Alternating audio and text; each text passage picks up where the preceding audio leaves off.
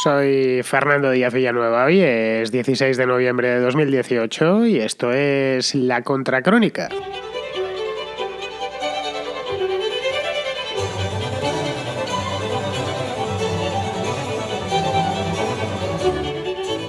Tal y como estaba previsto, Theresa May ha terminado bajándose los pantalones con el acuerdo del Brexit, o está bajándoselos en este momento, bajándoselos de manera metafórica, a ver si me entendéis. Ella es, por lo demás, toda una dama británica.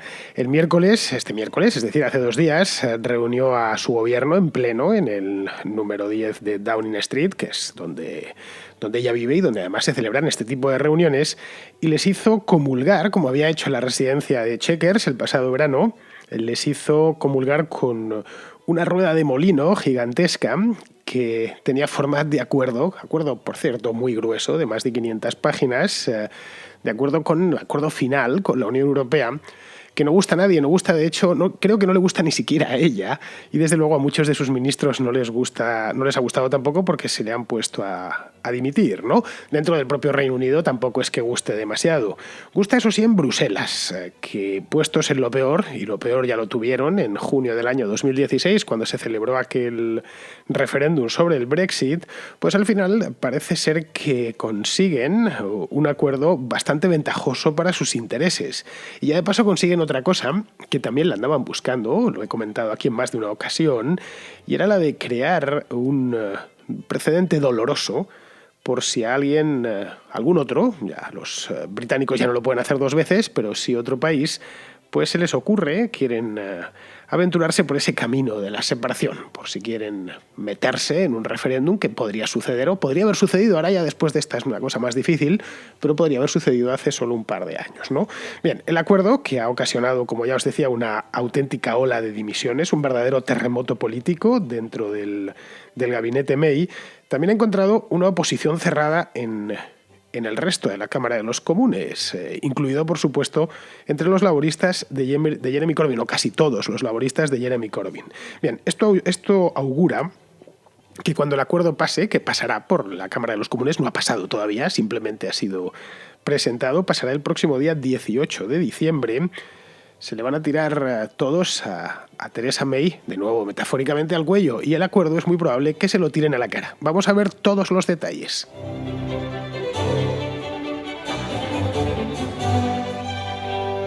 La prensa británica estaba ayer, la verdad es que muy entretenida, no sé si la seguisteis, y si no la seguís, pues que me parece muy bien, además, para eso estoy yo, para seguirla por vosotros.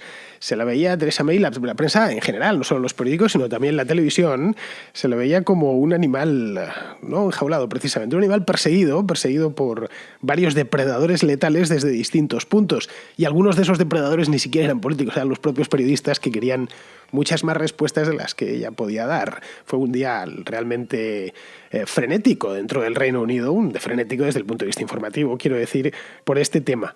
La verdad es que si esto nos lo llevamos al Parlamento, que es donde al final se tomará, a la Cámara de los Comunes, eso sí, donde se tomará la decisión final dentro de un mes, estamos a 16 de noviembre, pues esto ya os he dicho que sea el 18 de diciembre, justo antes de Navidades, va a coincidir con el gordo de Navidad, con la lotería. Bien, pues si nos bajamos a los comunes, que es donde se va a resolver este asunto, lo que nos encontramos es que es una Cámara que está muy atomizada en esta legislatura. Es decir, que lejos quedan, siempre tendemos a pensar que en el Reino Unido impera el bipartidismo más absoluto, porque en el pasado fue así. El bipartidismo, más que el bipartidismo, el turnismo es un invento británico. Eso de que hay 2 partidos que se reparten o se turnan en el poder de una manera más o menos civilizada, cada 4, cada 8 años. Eso es un modelo británico que se exportó con gran éxito a otros países, incluido a la propia España, y no hablo recientemente. La Restauración, a finales del siglo XIX, se basaba y se fundamentaba en el sistema británico de 2 partidos que se turnaban. Bien, pues el turnismo británico, a pesar de que todavía se están turnando, no hay ninguna posibilidad por ahora de que un tercer partido conquiste el 10 de Downing Street, es un turnismo un poco, o por lo menos un bipartidismo un poco erosionado. Aquella época en la que solo en la Cámara de los Comunes, no sé si la tenéis en la cabeza, es un parlamento antiguo.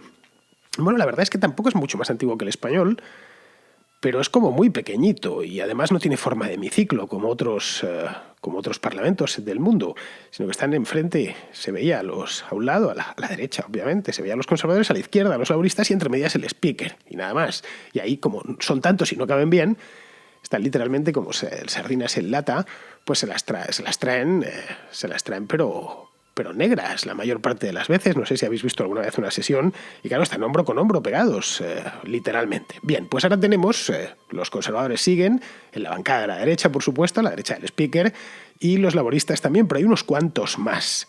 Si miramos las elecciones, lo que salió de las elecciones del año pasado, las del año 2017, vemos que hay 6 grandes partidos que se reparten los, apuntad bien, 650 escaños. Es que pues es el doble de los que hay en el Congreso de los Diputados en España. Pues de esos 650 escaños, 316 son del Partido Conservador, 257 son del Partido Laborista, 35 del Partido Nacional Escocés, 12 de los liberaldemócratas, 9 del Partido Democrático Unionista, esto es del Ulster, y 7 del Sinn Féin, que también es un partido irlandés del Ulster, bueno, del Ulster y de lo que no es el Ulster, y de Irlanda del Sur. Luego está la minoría galesa, que tiene 4 escaños, el Partido Verde con 1 escaño, y luego hay 6 independientes. Las constituencies, que llaman allí, las circunscripciones, son unipersonales, entonces sí, en una circunscripción pequeñita, qué sé yo, en Hertfordshire o en cualquier sitio perdido por ahí de Inglaterra, pues sale un tipo que es muy popular en esa circunscripción, pues llega a los comunes, y estos 6 pues son 6 tipos populares en su respectiva circunscripción. Bien, como veis es una auténtica sopa de letras. Cuando hice el año pasado el programa sobre las elecciones británicas ya lo comenté, que me llamaba la atención, y que si esto lo viesen pues Disraeli o el propio Churchill, si lo viesen cómo está la Cámara de los Comunes, no se lo terminarían de creer. Bien, la primera ministra, que es Theresa May, gobierna gracias, a pesar de que no tiene la mayoría absoluta, gobierna gracias a sus 316 escaños y a los 9 que le entregó para la investidura el Partido Democrático Unionista. Estos tipos, que son protestantes o anglicanos, mejor dicho, bueno, que son protestantes también, del Ulster, y que son los que se les llamaba y se les sigue llamando unionistas, porque quieren permanecer unidos al resto del país y no que el Ulster pasase. Es un partido muy antiguo, vamos, que es un movimiento muy antiguo, y gracias a esos 9 del Partido Democrático Unionista, pues tiene la mayoría absoluta. Esto, evidentemente, es sobre el papel. Aquí podréis pensar, bueno, pues podrá pasar sin ningún problema el acuerdo del Brexit, porque dispone de los escaños suficientes. 316 más 9, pues salen 325. Es decir, que llegar llega. Pero claro, la cosa es que no es tan fácil. Según está la cartografía parlamentaria ahora mismo en los comunes, es bastante más complicada. He estado investigando en distintas fuentes cuáles son... varían, pero vamos, más o menos en lo principal todas coinciden. Y según parece, Theresa May solo cuenta con 156 diputados leales, de los 316 que tiene el Partido Conservador. Es decir, solo la mitad de su propia bancada es 100% leal a ella.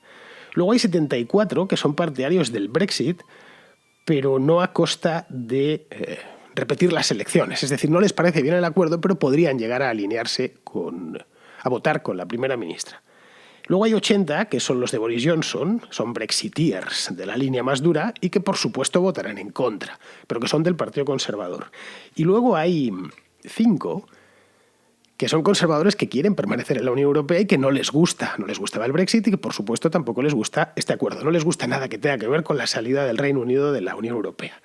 Es decir, que el Partido Conservador lo tenemos dividido en 4 facciones, estos 316 escaños.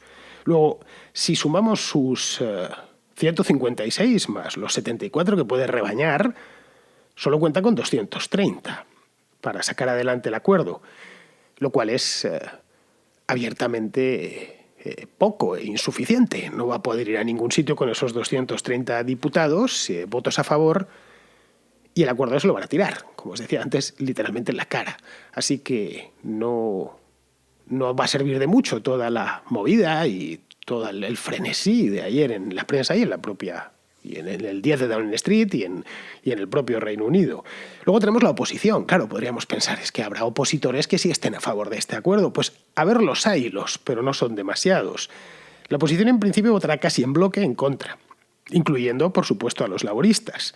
También lo harán los liberales, lo harán los irlandeses, los del Sinn Féin y los otros, los del Partido Democrático Unionista, y lo harán los verdes. Caray, es demasiada gente contra un simple acuerdo. Hay un sector disidente, eso sí, dentro del laborismo, que podría votar a favor de Theresa May.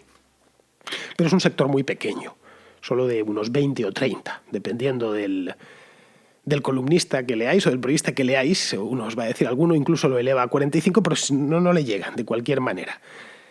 Es decir, que May necesita 325 votos a favor y se va a tener que conformar como mucho con 260, 265 por ahí.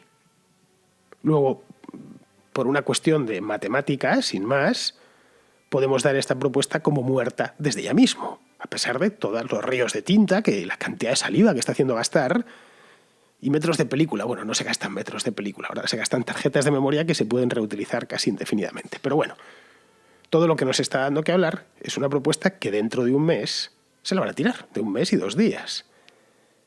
Claro que en un mes y 2 días pueden pasar muchas cosas. Y más en política. Y más con un asunto tan delicado como este. Puede pasar, por ejemplo, que Jeremy Corbyn se avenga a razones. Y os preguntaréis, ¿y por qué se habría de avenir a razones? La tiene a punto de caramelo ahora May. En una crisis terminal, con su partido completamente fracturado y ella atada por el cuello a un acuerdo que es muy probable que no salga. Y que Corbyn debe ver eso más que como un acuerdo de 500 páginas, como una piedra de 400 kilos con la que puede arrojar a Theresa May al fondo del río Támesis. Así es como, de manera figurativa, la tiene que estar viendo. Corbyn, además, desde el principio dijo que no iba a apoyar nada. Para él es una cuestión política y casi diría que personal. Corbyn, a fin de cuentas, si nos vamos a la cuestión puramente política, él se opone a esto por odio no, pero sí rivalidad manifiesta con Theresa May. Vamos, yo estoy seguro que de haberlo negociado él, no habría salido una cosa muy distinta.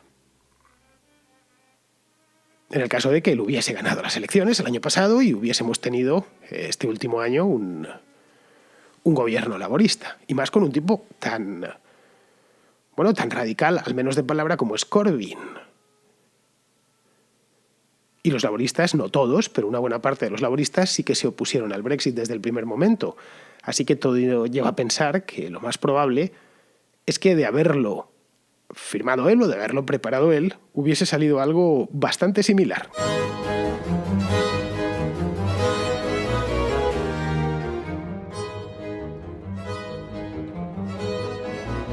Y digo bastante similar porque el acuerdo que propone May es casi el único posible, habida cuenta de los problemas intrínsecos de una separación. El Brexit, como bien sabéis los habituales, es de los temas que más he tratado desde el principio, desde que empezó esto hace 2 años y pico. Y hemos ido deshojando como si fuera una cebolla, todas las capas a lo largo de los 2 últimos años que tiene este problema, que eran pues infinidad, decenas de problemas, que no era un asunto sencillo. Más aún en el caso británico, es decir, que sería complicado en cualquier país, si, qué sé yo, Polonia si quisiese separar, o España, o Portugal, o Italia. Pero es que en el caso del Reino Unido había un problema añadido, un problema fatal además, que es el de la frontera intrairlandesa, el de la frontera entre las 2 Irlandas. Vamos a ver un poco por encima la propuesta en sí. Vamos, digo por encima porque las líneas principales ya las conocemos. Desde luego yo que hago la contra y los que escucháis normalmente el programa, especialmente los que escucháis los relacionados con el Brexit, lo conoceréis porque es muy parecido en esencia. El documento de Chequers es muy similar al que presentó ayer, con una serie de cambios, obviamente, que que el equipo británico, Dominic Raab, que es el que lo ha negociado al final y ha terminado dimitiendo, por cierto, ha practicado para satisfacer a Michel Barnier, que es el negociador de la Unión Europea. Y ojo, que aún no es oficial, que esto es simplemente una propuesta que tiene que pasar por las cámaras, pero bueno, es el que tenemos y con el que esta mujer se puede ahorcar o puede terminar saliendo por la puerta grande. Eso lo dudo bastante, pero bueno. En Bruselas el actual les gusta, pero relativamente, pero bueno, lo dan más o menos aproximadamente por bueno. Sí, el de Chequers no les gustaba, en cambio. Pensaban que estaba hecho un poco a la medida de los gustos de los partidarios más duros del Brexit y le solicitaron una serie de cambios que más o menos se los han practicado. Y además tienen otra cosa. El Barnier y en general Juncker y el lado comunitario tiene otra cosa, y es que se lo han puesto bastante fácil desde el principio. Según han visto que en el lado británico estaban divididos. Y eso les ha permitido ponerse todavía más duros y todavía más intratables. Vayamos con algunos de los puntos principales para que nos hagamos una idea así general, porque este asunto evidentemente no ha terminado y volveremos sobre él en un futuro bastante próximo. El primero es el del dinero, que esto se ha hablado bastante. Aunque si solo fuese este problema no habría tal problema. Estamos hablando de cantidades altísimas de dinero, pero que no lo son tanto para una economía tan rica tan productiva como es la británica. Pero bueno, sigue siendo un asunto importante. Bien, el Reino Unido seguirá pagando, según este acuerdo, pagando religiosamente hasta el año 2025. Más hasta el último céntimo de lo que se comprometió. Esto han calculado, los auditores han calculado entre 45.000 y 60.000 millones de euros, que tendrán que desembolsarse conforme a lo acordado. Bien, pues es una cantidad de dinero respetable, pero evidentemente Londres lo puede pagar. Les molestará más o menos, quizá le termine costando el puesto a Theresa May, pero no es un obstáculo insalvable. El segundo de los puntos sería el de los británicos que viven en la Unión Europea, que vienen a ser aproximadamente 1 millón, y los comunitarios que viven en el Reino Unido. Esos son unos cuantos más, son los famosos 3 millones. Entre ellos algunos que estáis ahora a la escucha, que sois españoles que vivís en el Reino Unido. Bien, en principio esos se podrán quedar sin problemas. Los 3 millones podrán seguir viviendo en el Reino Unido, podrán seguir con su trabajo, nadie les va a molestar. Y lo mismo con los británicos que viven en España, ya sea porque se han venido a trabajar aquí, que algunos hay, unos cuantos, especialmente en zonas turísticas, como Matthew Bennett, caray, él está trabajando, vive en Murcia, es un británico que vino aquí hace muchos años y ya se quedó. Hizo en lugar de las Américas, hizo las Españas. Bueno, pero aparte de Matthew Bennett, hay mucho, también en Murcia, en todas esas zonas, hay mucho pensionista británico que se vino pues al calorcito, como es lógico, porque uno no pasa los últimos años tan a gusto en Alicante como en Alicante, en Escocia como en Alicante. Se pasan bastante mejor en Alicante porque la temperatura es infinitamente mejor. Pero bueno, ese millón de británicos fuera también se podrán quedar sin problemas. Por lo tanto, este asunto ya está más que cerrado. El tercero sería el del periodo transitorio. Es decir, el día 29 de marzo del año próximo, dentro de 4 meses, el Reino Unido tiene que salir, pues habrán pasado 2 años desde que se invocó el artículo 50 de la Unión Europea y tendrá que salir oficialmente. Es decir, dejará de figurar en los mapas. Cuando veamos un mapa de la Unión Europea, dejará de estar sombreado el Reino Unido. Bien, a partir de aquí, a Theresa May se le ha ocurrido, esto ya se había apuntado muchas veces, abrir un periodo transitorio, porque claro, esto es un divorcio serio y entonces no puede ser excesivamente digital, no se puede apagar el interruptor y mañana no se puede uno acostar monárquico y levantarse republicano. Así que ha pensado que, y esto también se lo han comentado los negociadores bruselinos, que lo mejor es tomarse un tiempo razonable para que se vaya desconectando poco a poco, sobre que ese tiempo haya quedado previsto en un acuerdo previo. Bien, conforme a esta propuesta, el periodo se extenderá hasta el día 31 de diciembre de 2020, desde el 29 de marzo del año próximo. Es decir, 21 meses en los que el Reino Unido habrá abandonado las instituciones comunitarias, habrá dejará de estar sombreado, habrá dejado de formar parte de la Unión Europea, pero las leyes y las normas, la normativa de la Unión Europea se seguirán aplicando, como si siguiese dentro. Estamos hablando de un periodo, ojo, son 21 meses, son casi 2 años. Durante este periodo, todo permanecerá igual. La libertad de tránsito de personas, de bienes y de capitales. Podremos tranquilamente tomar un avión en Madrid para irnos a Londres por la mañana y que pasar al país como lo hacemos ahora, sin que nadie nos moleste y nos incomode, nada más. Y lo mismo si nos dedicamos a hacer exportación de cualquier cosa, de vino, qué sé yo, no nos van a poner pegas. Durante ese tiempo, esos casi 2 años, esos 21 meses, no habría, ojo, estoy diciéndolo como si fuese seguro, esto según la propuesta de May, no habría ningún problema. Bien, aparte de estos 21 meses, la propuesta contempla prorrogar este periodo, si lo desea el gobierno británico, porque necesita más tiempo. Tan solo tiene que solicitarlo Londres formalmente antes de que la primera prórroga termine, es decir, antes del 31 de diciembre de 2020. Así que nos podríamos encontrar con una paradoja curiosa, y es que los británicos votaron por el Brexit en 2016 y el Reino Unido en el año 2024 todavía siga dentro de la Unión Europea de facto. Es decir, que el Reino Unido esté en la Unión Europea sin estarlo durante, pues desde la salida oficial, 3 o 4 años. Una paradoja un tanto curiosa. Bien, el tercer punto, y creo que el más problemático de todos, es el gran escollo, y del que aquí he hablado ya en varias ocasiones. Este trata de la frontera norirlandesa, bueno, sí, la que hay entre Irlanda del Norte y la República de Irlanda. La verdad es que esto ha quedado un poco en el aire. Estaban vendiéndolo ayer toda la prensa con el seguro. No, la frontera se va a mantener. Se ha quedado un poco en el aire porque han estado haciendo encajes de bolillos verdaderos, de ahí que les hayan salido tantas páginas, pero la verdad es que se inclina hacia Bruselas, de ahí que muchos periodistas hayan inferido que al final las fronteras iban a quedar abiertas. Después de haberme leído la documentación, también la verdad es que pienso que van a quedar, si no abiertas, bastante abiertas. Theresa May propone que se constituya una unión aduanera, una Customs Union, que se dice en inglés, entre las dos Irlandas, que evite que se pongan barreras fronterizas y que haya policías registrando los camiones. Esto implica que, y por supuesto que no se pida pasaporte tampoco, ni siquiera el DNI, que se cumplan, en una palabra, los acuerdos de Viernes Santo de 1998. Bueno, esta unión aduanera implica que no habrá controles entre las dos Irlandas, pero que podría haberlos entre Irlanda del Norte y el resto del Reino Unido, entre Irlanda del Norte y Gales, por ejemplo, o Inglaterra o Escocia. Y eso trae consigo que el Reino Unido quede partido en dos, razón por la cual Boris Johnson y compañía han dicho que no van a apoyarlo.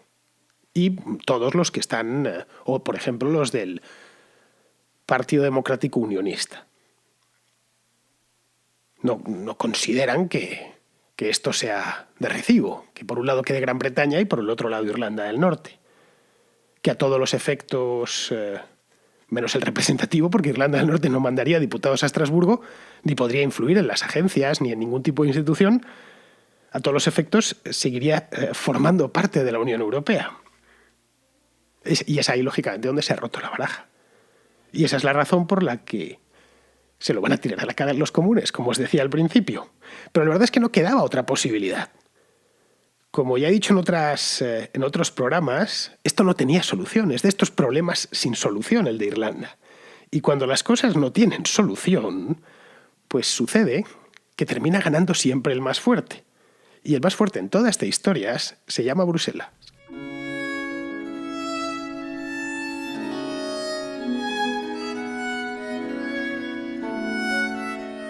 El tema del veganismo y el animalismo sigue siendo la estrella de las llamadas del número de WhatsApp del programa. Tengo una de Samuel, un oyente español que vive en Stuttgart, en Alemania, que nos cuenta lo siguiente sobre la vitamina B12. Siento romper un poquito el discurso anti-veganista, y yo no soy vegano, soy carnívoro y me encanta un filete más junto a un lápiz. Pero siento romper el discurso de que la vitamina B12 no se encuentra en ningún producto vegetal, solo se puede consumir de forma animal o por complementos, porque hay dos alimentos principalmente vegetales que tienen altos contenidos de vitamina B12. Hay determinados tipos de setas, una de ellas, por ejemplo, la común trompeta de la muerte, tiene un contenido en vitamina B12 respetable, y sobre todo las algas, sobre todo la alga nori, la de sushi, tiene un contenido todavía más elevado que las setas en vitamina B12. Así que eso de que no se puede consumir vitamina B12 si no es de origen animal es mentira. Venga, un saludo. Pues mira, Samuel, una cosa que no sabía y que gracias a ti pues ahora sé, no tenía ni idea que había vegetales o, o productos que venían del reino vegetal que tenían vitamina B12. Estaba convencido que era algo que solo provenía de los animales. Pues bien, ya sé que puedes obtenerla comiendo setas, o al menos esas setas que me has dicho. Eso sí, estarás conmigo en que las trompetas de la muerte, concretamente, no es que las comamos muy a menudo. Yo no me acuerdo la última vez que las comí, estaban riquísimas, por supuesto, pero vamos, ya nos gustaría comerlas muy a menudo. Es una delicatessen de temporada y como tal, pues es bastante cara, la verdad, especialmente si se compran frescas. Respecto a lo de las algas, pues casi lo mismo.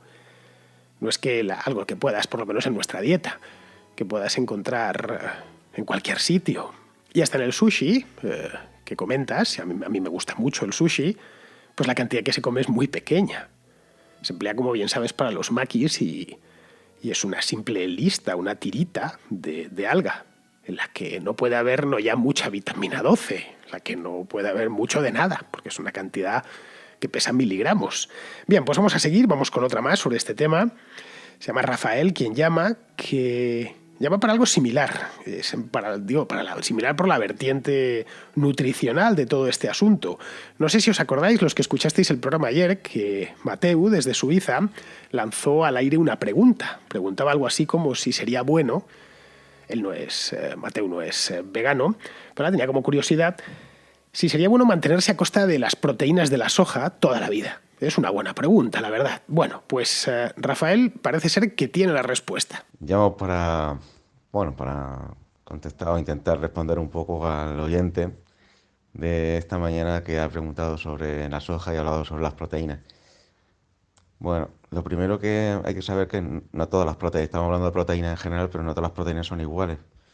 Eh, Hay proteínas que son de alto valor biológico y otras proteínas que son de bajo valor biológico. Se llaman así porque las proteínas están hechas, las partículas más pequeñas de las proteínas que componen las proteínas se llaman aminoácidos. Esos aminoácidos hay 20 aminoácidos y de esos hay 9 que se llaman esenciales. Esenciales se llaman porque no se pueden adquirir de ninguna otra fuente nada más que de ciertas proteínas.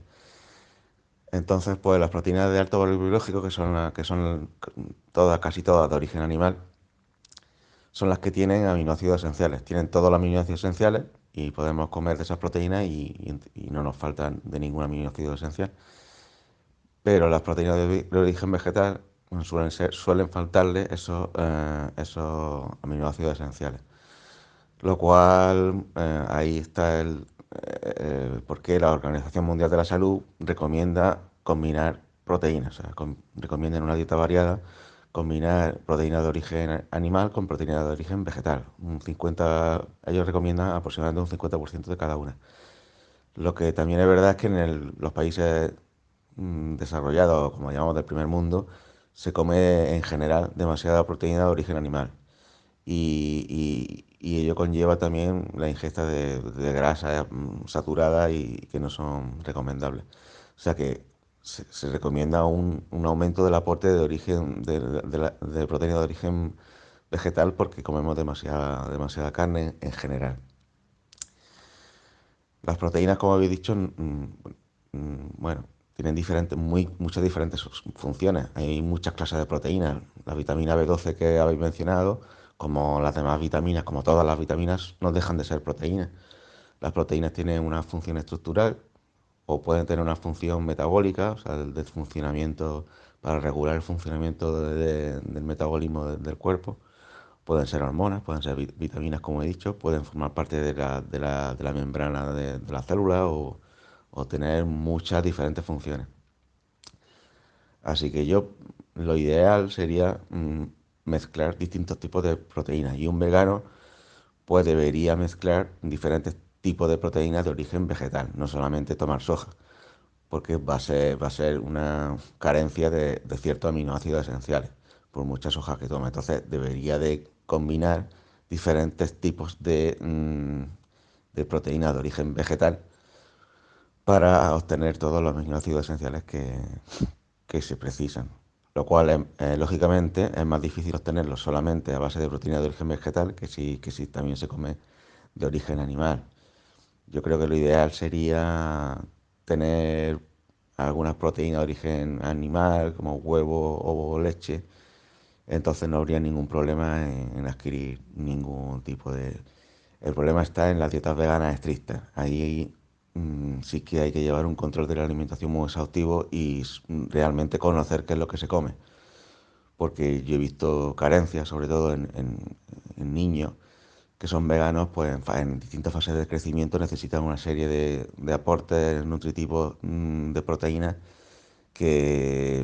elevados, y en el adolescente también, que a veces es difícil de conseguir nada más que a base de proteína de origen vegetal.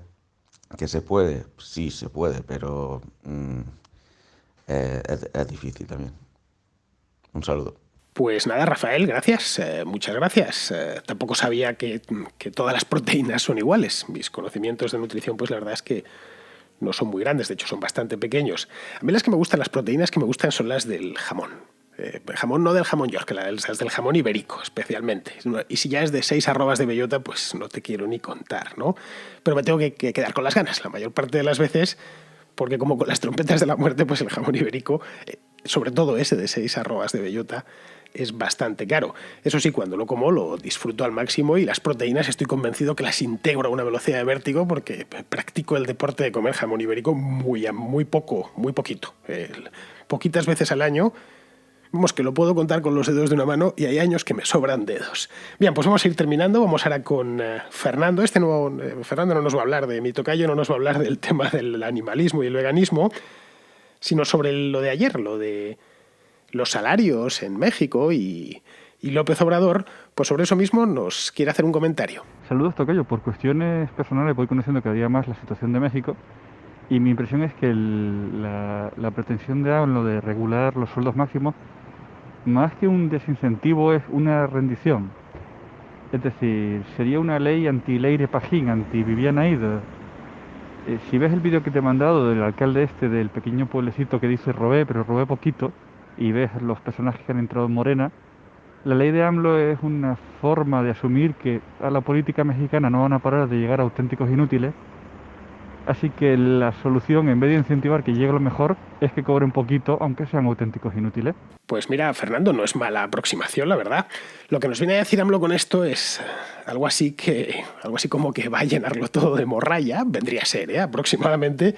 Y claro que casi mejor, que ya que va a haber morralla, pues que gane poco, ¿no? Al menos cuando empiecen a actuar como morralla, pues no se enfaden, por lo menos los mexicanos tanto, porque estarán pagándoles poco dinero. No lo sé, a mí me parece un flaco consuelo, sinceramente. Yo prefiero tener políticos bien pagados y que sean competentes a tener morralla, aunque sea pagándole poco, pagándole menos. Pero bueno, bien, pues vamos a terminar ya. Ahora sí que sí, vamos con Pizarro. Y Pizarro, pues por supuesto, nos va a hablar también de este asunto de AMLO y los salarios. Andrés Manuel quiere intervenir el mercado de trabajo, fijando algunos sueldos y cargándoles a todos sobrecostes. Interesado por el aplauso de los suyos y desinteresado por las desdichadas consecuencias de tales decisiones para todos, por desconocimiento o por vileza o por ambas. Estoy persuadido de que Andrés Manuel piensa que atacar el mercado, que además de propiedad que el Estado legítimamente roba, produce pobreza, que el Estado remedia justificando así el robo, es su obligación. No acepta que atacar el mercado, reduciendo su prosperidad y aumentando la pobreza, significa que el Estado tiene menos botín para satisfacer más necesidades. Y no lo acepta no por falta de lecturas o de experiencia observacional. No lo acepta por ideología. Los mexicanos querían un aire novedoso en la presidencia y se van a hartar de aire novedoso, que no limpio. Un cordial saludo de Pizarro. Pues queridos amigos, hasta aquí ha llegado la contra de hoy. Ya sabéis, mañana es sábado. Y como es sábado, toca día cultural, que es lo que mejor podemos emplear los sábados, es en edificar el alma, que es la parte más importante de todo nuestro ser. Y mañana vamos a edificarla, al menos aquí en la Contracrónica, con películas, porque mañana tenemos Contraplano. Así que, queridos amigos, hasta mañana.